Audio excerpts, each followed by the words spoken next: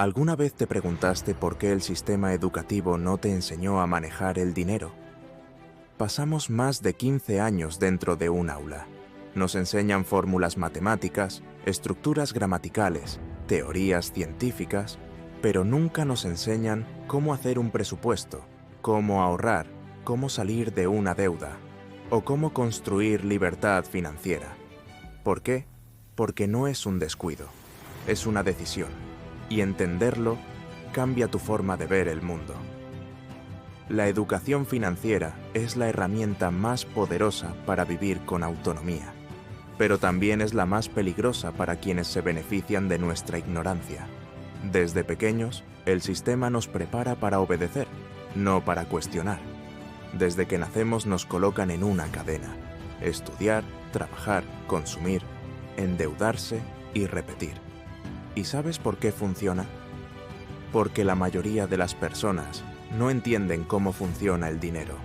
No entienden los intereses, los impuestos, la inflación, el crédito, el ahorro, la inversión. Y mientras eso no se entienda, la libertad nunca llega. ¿A quién le perjudica que aprendamos esto desde la infancia? A los bancos, que lucran con tu deuda. A las grandes corporaciones, que prosperan cuando compras sin pensar.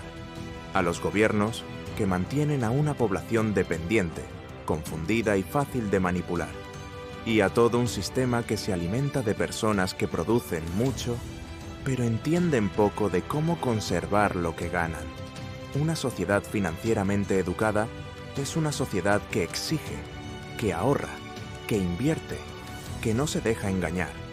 Una sociedad así no es fácil de controlar. Por eso no conviene enseñar educación financiera en las escuelas. ¿Y cuáles son las consecuencias de esta omisión? Millones de adultos atrapados en ciclos de pobreza. Familias endeudadas por desconocimiento. Trabajadores que viven al día, sin ahorro, sin retiro, sin futuro. Personas que trabajan toda su vida y mueren sin haber entendido jamás cómo usar el dinero a su favor. Y lo más grave, niños que heredan esa misma ignorancia financiera. Ignorancia que se convierte en una condena silenciosa, generación tras generación. Pero hay algo más profundo. El dinero es un tabú. En muchas culturas, hablar de dinero es mal visto, es egoísta, es materialista, es de mal gusto. Y eso es exactamente lo que alimenta el problema. Mientras no se hable de dinero, no se aprende. Y lo que no se aprende, se repite. El silencio financiero en los hogares y en las escuelas es un caldo de cultivo perfecto para la manipulación.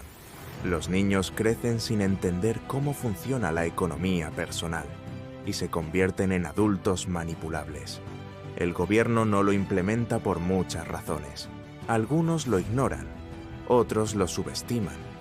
Pero hay quienes entienden perfectamente que una población financieramente libre es una población difícil de someter. Imagina lo que pasaría si desde los 7 años los niños aprendieran cómo hacer un presupuesto mensual, cómo ahorrar para una meta, cómo invertir desde pequeños, cómo evitar deudas innecesarias, cómo identificar estafas financieras, cómo generar ingresos desde su talento. Eso cambiaría vidas. Eso transformaría países. Una educación financiera desde la primaria reduciría la pobreza estructural, disminuiría la dependencia económica de los ciudadanos hacia el Estado, generaría una cultura de ahorro, de inversión, de emprendimiento. Tendríamos adultos más libres, más preparados, más seguros, hijos que no heredan deudas, sino hábitos, empresas más sólidas, trabajadores más conscientes. Y un país con ciudadanos financieramente educados es un país con crecimiento real, con menos corrupción, con más justicia, con más visión de futuro. La educación financiera no es un lujo, no es un privilegio, es una necesidad básica del siglo XXI. Y no deberíamos esperar a que el sistema la imponga. Nos toca aprenderla, practicarla y enseñarla. Porque si el conocimiento es poder, entonces entender el dinero es libertad.